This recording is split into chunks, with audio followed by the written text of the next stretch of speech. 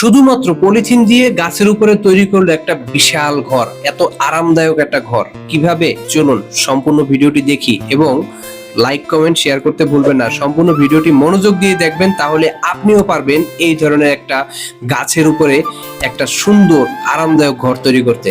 চলেন দেখি কিভাবে তৈরি করলো এত সুন্দর ঘর। আর এটা কিন্তু সম্পূর্ণ একটা পলিথিন দিয়ে তৈরি, মাত্র পলিথিন দিয়ে তৈরি করছে এত সুন্দর একটা ঘর। আপনি ভাবতে পারেন এটা আবার কি পলি। যে কোনো দোকানে বা যে কোনো শপে গিয়ে আপনি যদি বলেন কিচেন পলি নামে এই পলিটা পরিচিত, কিচেন পলি নামে এই পলিটা পরিচিত, কিচেন পলি বললেই আপনি কিনতে পারবেন যে কোনো দোকান থেকে। আর এত সুন্দর করে ঘরটা তৈরি করছে ভাই, সম্পূর্ণ ভিডিও না দেখলে কিন্তু অনেক কিছু মিস করে যাবেন। আমি বলবো সম্পূর্ণ ভিডিওটি দেখুন আর আপনি নিজেও তৈরি করে ফেলুন গাছের ভিতরে এত সুন্দর একটি ঘর। চলুন কথা না বলে সম্পূর্ণ ভিডিওটি দেখি।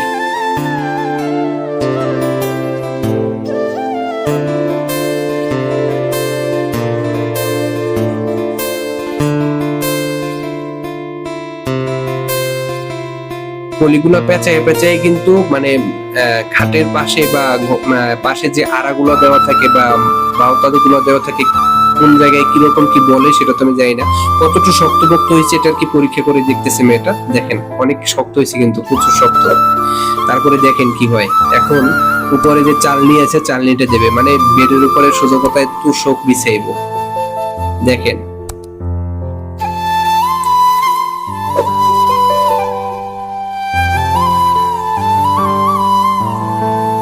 আর একটা কথা বলি, পলিটা কিন্তু প্রচুর পরিমাণে শক্ত, এত সহজে ছিঁড়বে না বা নষ্ট হবে না।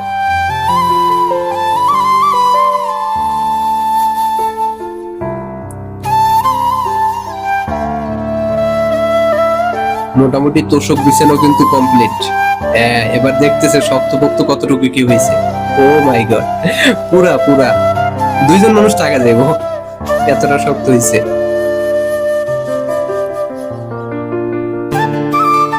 এখন কি করতেছে জানেন, এখন হচ্ছে উপরে ছাদ দিবে, ছাদ যেন বৃষ্টির পানি টেনে না পড়ে, বা জঙ্গলের ভিতরে বৃষ্টি হইলে পানি টেনে পড়তে পারে, সেই জন্য উপরে ছাদটা কমপ্লিট করতেছে যেন বৃষ্টির পানি টেনে না ঢোকে। সেই জন্য এটা একবারে টোটালি ঘর তৈরি করবে এবং আশেপাশে বেড়াও দিবে। দেখবেন পাশে থেকে যে স্ল্যাব বা পানি টেনে ঢুকবে সেই ব্যবস্থাটাও রাখবে না, সম্পূর্ণটা একবারে আটকাই দিব।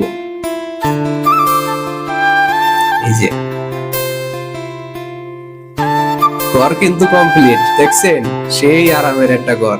এত প্রকৃতির মাঝে আশেপাশে গাছ গাছরা সবকিছু দেখা যাচ্ছে, এত সুন্দর একটা ঘরে কার না থাকতে ইচ্ছা করে। এখন রান্না বান্নার ঘরটা তৈরি করছে, রান্না বান্না করে কিছু খাওয়া দাওয়া করবে না, সেটা ক্ষুধাটা লেগে গেছে, একটু খাওয়া দাওয়া করুক, একটু চিকেন মাংস টাংস একটু ভাজি করে খাক। দেখেন তারপরে কি হয়। মশলা টসলা দিয়া চিকেনটা পাকানো মোটামুটি কমপ্লিট।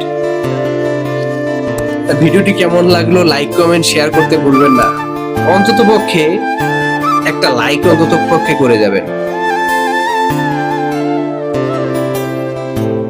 মজাই হয়েছে মনে হয়, যে সেই টেস্ট করে খাইতেছে।